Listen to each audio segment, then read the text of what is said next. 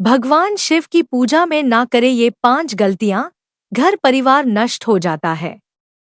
नमस्कार दोस्तों, स्वागत है आपका अपने चैनल वास्तु धन संपदा में। आज की वीडियो बेहद खास और ज्ञानवर्धक होने वाली है। अगर आप भगवान शिव की पूजा सही तरीके से करते हैं तो महादेव की कृपा आप पर हमेशा बनी रहती है। लेकिन अगर पूजा में जाने अनजाने कुछ गलतियां हो जाएं, तो इसका विपरीत असर भी हो सकता है। इसलिए इस वीडियो को अंत तक जरूर देखें ताकि आप जान सकें कि शिवलिंग की पूजा करते समय किन बातों का ध्यान रखना चाहिए और किन चीजों का उपयोग भूलकर भी नहीं करना चाहिए। भगवान शिव, जिन्हें देवों के देव महादेव के रूप में पूजा जाता है, अत्यंत दयालु और अपने भक्तों के प्रति शीघ्र प्रसन्न होने वाले देवता हैं। उनकी पूजा से व्यक्ति के जीवन की सभी बाधाएं दूर हो जाती हैं और मनोकामनाएं पूरी होती हैं। लेकिन शिवलिंग की पूजा करते समय कुछ नियमों का पालन करना अत्यंत आवश्यक है।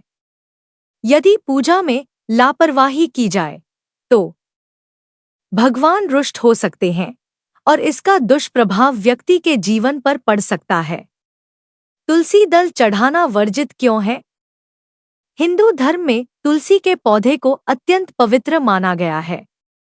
भगवान विष्णु और श्री कृष्ण की पूजा में तुलसी दल का विशेष महत्व है। लेकिन शिवलिंग पर तुलसी पत्र अर्पित करना वर्जित है। इसके पीछे एक पौराणिक कथा है, जिसके अनुसार तुलसी का एक नाम वृंदा भी है। वृंदा के पति जालंधर नामक दैत्य का वध भगवान शिव ने किया था। इस कारण तुलसी ने भगवान शिव को श्राप दिया था, इसलिए शिवलिंग पर तुलसी चढ़ाना अशुभ माना जाता है। भगवान शिव को सफेद फूल, बिल्वपत्र, धतूरा, भांग और आंकड़े के फूल अत्यंत प्रिय हैं। लेकिन पूजा में लाल फूल चढ़ाना वर्जित है। इसके अलावा कमल का फूल, केतकी और केवड़े का फूल भी शिवलिंग पर नहीं चढ़ाना चाहिए। इसके पीछे धार्मिक और पौराणिक मान्यताएं हैं। कहा जाता है कि केतकी के फूल ने एक बार भगवान शिव से झूठ बोला था, जिसके कारण इसे श्राप मिला कि यह कभी उनकी पूजा में उपयोग नहीं किया जाएगा। शंख को डोट हिंदू धर्म में पवित्र और शुभ माना गया है। इसकी ध्वनि से नकारात्मक ऊर्जा दूर होती है। लेकिन शिव पूजा में शंख का उपयोग वर्जित है। ऐसा इसलिए है क्योंकि भगवान शिव ने शंखचूर नामक राक्षस का वध किया था। इस कारण से शिवलिंग पर शंख से जल अर्पित नहीं किया जाता। नारियल और उसका जल चढ़ाना अशुभ क्यों है? नारियल को देवी लक्ष्मी का स्वरूप माना जाता है, जो भगवान विष्णु की पत्नी है। इस कारण शिव पूजा में नारियल का उपयोग नहीं किया जाता। विशेष रूप से नारियल का पानी शिवलिंग पर अर्पित करना वर्जित है। टूटे हुए चावल और काले तिल का उपयोग। भगवान शिव को चावल चढ़ाना शुभ होता है, लेकिन यह ध्यान रखना चाहिए कि चावल टूटे हुए न हों। टूटे हुए चावल चढ़ाने से पूजा का फल नहीं मिलता और शिवजी रुष्ट हो जाते हैं। इसी प्रकार शिवलिंग पर काले तिल चढ़ाने से भी बचना चाहिए। मान्यता है कि काले तिल भगवान विष्णु के मैल से उत्पन्न हुए हैं, इसलिए इनका उपयोग शिव पूजा में नहीं किया जाता। हल्दी और सिंदूर का प्रयोग क्यों वर्जित है? हल्दी और सिंदूर का उपयोग स्त्रियों के श्रृंगार में होता है। भगवान शिव वैरागी हैं और भस्म को अपने शरीर पर धारण करते हैं, इसलिए वे सौंदर्य प्रसाधन और श्रृंगार की वस्तुओं को स्वीकार नहीं करते। शिवलिंग पर हल्दी और सिंदूर चढ़ाना अशुभ माना जाता है। पूजा में केतकी का फूल न चढ़ाएं। केतकी का फूल भगवान शिव की पूजा में वर्जित है। एक पौराणिक कथा के अनुसार ब्रह्मा जी ने केतकी के फूल से झूठ बोलने के लिए कहा था, जिससे शिवजी ने नाराज होकर इसे श्राप दिया कि यह फूल उनकी पूजा में कभी उपयोग नहीं किया जाएगा। सोमवार को भगवान शिव की पूजा और व्रत करना अत्यंत शुभ माना जाता है। इस दिन सफेद, लाल, पीले या हरे रंग के कपड़े पहनना शुभ होता है।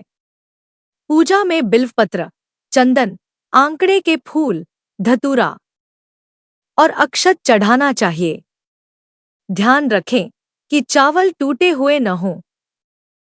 साथ ही पूजा के समय शिवलिंग की पूर्ण परिक्रमा नहीं करनी चाहिए।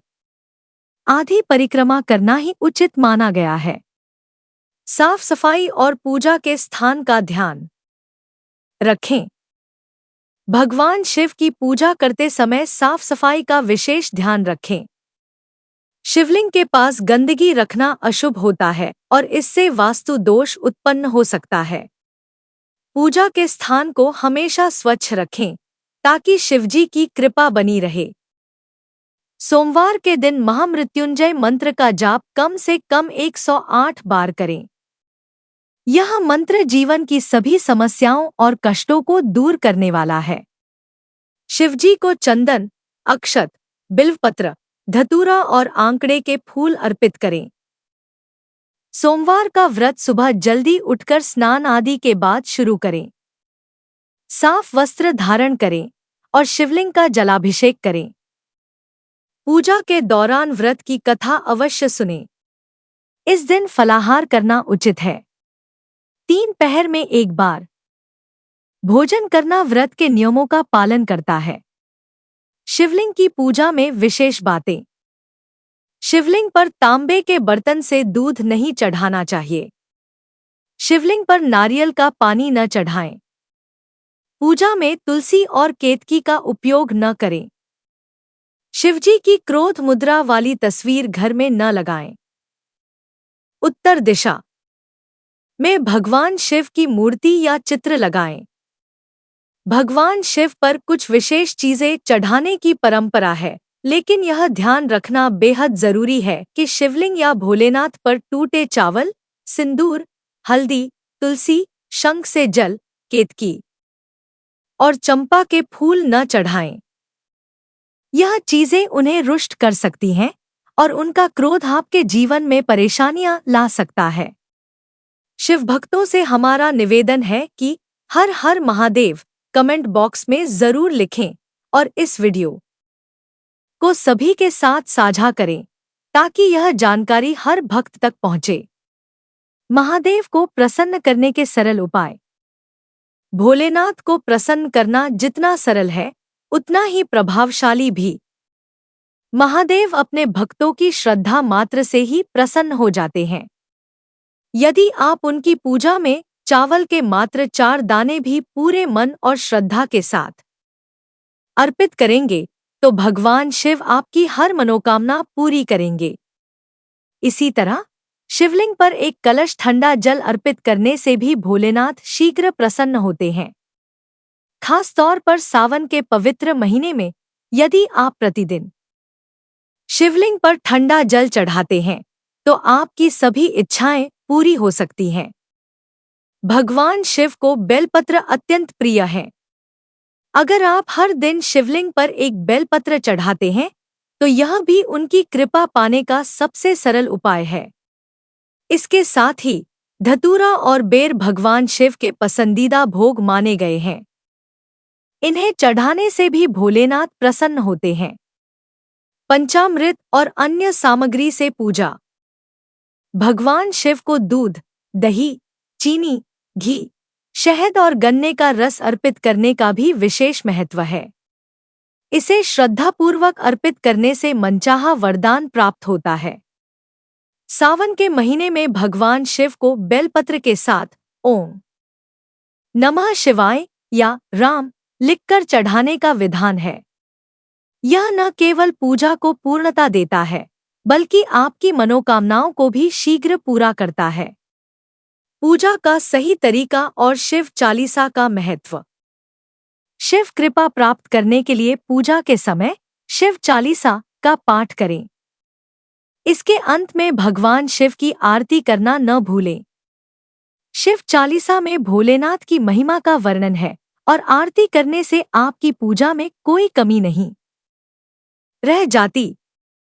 पूरे सावन माह में यदि आप नियमित रूप से यह 2 काम करते हैं, शिव चालीसा का पाठ और आरती, तो आप भगवान चंद्रशेखर की कृपा के पात्र बन सकते हैं। यह आपके जीवन की हर बाधा को दूर करता है और आपकी सफलता सुनिश्चित करता है। सावन के महीने में सोमवार व्रत का विशेष महत्व है। सोमवार व्रत करने से आपकी विशिष्ट मनोकामनाएं पूरी होती हैं। इस दौरान भगवान शिव और माता पार्वती की विधिपूर्वक पूजा करें। इससे अखंड सौभाग्य की प्राप्ति होती है और दाम्पत्य जीवन सुखमय बनता है। जो लोग विवाह में देरी का सामना कर रहे हैं, उनके लिए यह व्रत अत्यंत लाभकारी है। इसके प्रभाव से शीघ्र विवाह के योग बनते हैं। रोग, गृहदोष, शारीरिक कष्ट, मानसिक पीड़ा, अकाल मृत्यु और काल सर्प दोष जैसी समस्याओं से मुक्ति पाने के लिए सावन में रुद्राभिषेक कराना चाहिए। यह विधि भगवान शिव को अर्पित किए जाने वाले विशेष अभिषेक में से एक है, जिससे धन, स्वास्थ्य और समृद्धि में वृद्धि होती है। सावन के अलावा अन्य महीनों में भी रुद्राभिषेक कराया जा सकता है, बशर्ते शिववास का योग हो। भगवान शिव को आशुतोष कहा गया है, जो अपने भक्तों से शीघ्र प्रसन्न हो जाते हैं। शिव को प्रिय 11 सामग्री। भगवान शिव की पूजा में 11 सामग्री का विशेष महत्व है। ये सामग्री है जल, बेलपत्र, आंकड़ा, धतूरा, भांग, कपूर, दूध, चावल, चंदन, भस्म और रुद्राक्ष। जल, समुद्र मंथन की कथा के अनुसार विषपान के बाद देवी देवताओं ने शिवजी को जल अर्पित किया था। बेलपत्र, यह शिवजी के 3 नेत्रों का प्रतीक है। धतूरा और भांग, ये शिवजी को इसलिए प्रिय हैं क्योंकि समुद्र मंथन के समय इन्हीं औषधियों से शिवजी की व्याकुलता दूर हुई थी। भस्म, यह पवित्रता का प्रतीक है। रुद्राक्ष, यह भगवान शिव की तपस्या से उत्पन्न हुआ था। भगवान शिव को कर्पूर अर्पित करना शुभ माना जाता है। कर्पूर की सुगंध वातावरण को शुद्ध करती है और पूजा को पवित्र बनाती है। भगवान शिव का हर कार्य उनके गहरे संदेश को प्रकट करता है। चाहे वह विषपान हो या भस्म का धारण करना, शिव हमें यह सिखाते हैं कि जीवन की हर नकारात्मकता को आत्मसात करके भी हम सकारात्मकता में बदल सकते हैं। उनकी पूजा हमें न केवल भक्ति का मार्ग दिखाती है, बल्कि हमें जीवन में संतुलन और शांति का संदेश भी देती है। दोस्तों, अगर यह जानकारी आपको पसंद आई हो, तो वास्तु धन संपदा चैनल को सब्सक्राइब करें। इस वीडियो को ज़्यादा से ज़्यादा शेयर करें ताकि हर शिवभक्त को यह ज्ञान मिल सके। हर हर महादेव।